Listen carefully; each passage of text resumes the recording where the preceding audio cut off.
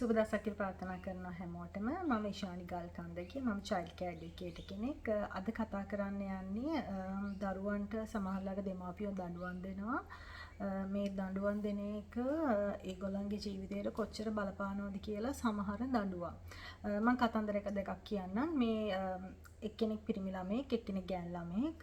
ඒගොල්ලන්ගේ පොඩි කාලේ එක්කෙනෙක් ඒ පිරිමි ළමයා කිව්ව දෙයක් තමයි එයා පොඩි කාලේ එයා ගොඩාක් පිළිවෙලයි. පිළිවෙලට හොඳට වැඩ කරන කෙනෙක්. එයා කිව්ව එකක් තමයි එයා පොඩි කාලේ බත් කනකොට බත් වැටුනහම ඒක ඇටින් ඇටේ ඇහිදින්න කියලා අම්මා කියලා තියෙනවා කියලා ඒකට දඬුවමක් වශයෙන් පුරුදු වෙන්න බත් ඉහිරෙන්නේ නැති වෙන්න කන්න පුරුදු වෙන්න කියලා ඇටෙන් ඇටේ තමයි ඇහිඳලා තියෙන්නේ අම්මා කිව්ව නිසා. ඊට පස්සේ තව එකක් තියෙනවා. ඒත් ගෑනු ළමෙක් දැන් එයා මගේ වයසට කිට්ටු වෙන්න. එතකොට එයා කිව්ව දෙයක් තමයි එයා පොඩි කාලේ ඒක දැන් පොඩි ළමයිගේ අතින් කෝප් බින්දෙනවා වතුර වැටෙනවා. ඒ හැම වුණාම එයාට ගොඩක් ගහලා තියෙනවා. ඒක හදන්න කියලා එයා ගොටි කාලා තිනකොට සෑහෙන්න.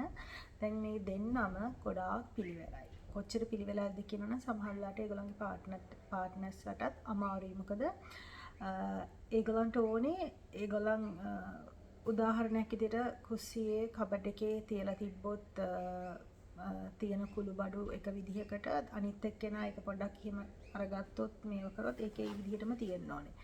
ඇඳ හදලා යන විදිහටම තියෙන්න ඕනේ සමහර වෙලාවට ගෙදර ඒගොල්ලෝ එයා ගෙදර ආවට පස්සෙත් ඒ වගේ ගොඩාක් ස්ට්‍රික්ට්. ඒතර මේකට වෙලා තියෙන හේතුව අර පොඩි කාලේ දීපු දැඩි දඬුවම්. දැන් සමහර වෙලාවට ළමයිව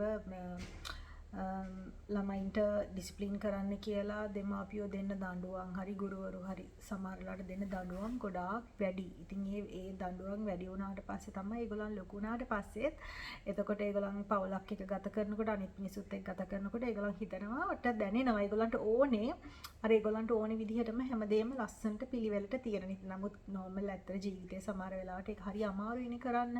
නමුත් අර ඒගොල්ලන්ගේ මනසේ තියෙන දෙයක් නිසා ඒගොල්ලන් හැමතිස්සෙම පිළිවෙලටම ගොඩාක් නෝමල් පිළිවෙලට වඩා ගොඩාක් පිළිවෙලට ඉන්න හදනවා. ඉතින් මම මේක දකින්නේ දරුවෝ පොඩි කාලේ දඬුවම් දෙනකොට ගොඩක් කල්පනා කරන්න හිතන්න මේ දඬුවම මේ දරුවගේ වයසට උචිතද නැද්ද කියලා. නැත්තම් වෙන්නේ ඒගොල්ලන් ලොකු වුණාට පස්සේ තමයි ඒගොල්ලන් වෙන විදිහකට තමයි ඒව එළියට එන්නේ අර පොඩි කාලේ ගොඩක් දැඩි දඬුවම් ලැබුණාට පස්සේ. ඉතින් මට අද කතා කරන්න ඕනේ ඒක. ඔයගොල්ලන් බලන්න ඔයගොල්ලන් දෙන දඬුවම් දරුවන්ට සුදුසුද කියලා. ඒ වයසට ඒක දරුණු වැඩිද එහෙමද කියලා පොඩ්ඩක් බලන්න. ඒක තමයි මට අද කතා කරන්න ඕනේ. ආයි දවසක අලුත් වීඩියෝ එකකින් අලුත් මාතෘකාවකින් හම්බෙන්න. එතකන් ඔයගොල්ලන්ගේ සතුටුදායක බලාපොරොත්තු ඉෂ්ට වෙන්න නිදුක් නිරෝගී දවසක් වෙන්න කියලා ප්‍රාර්ථනා කරනවා.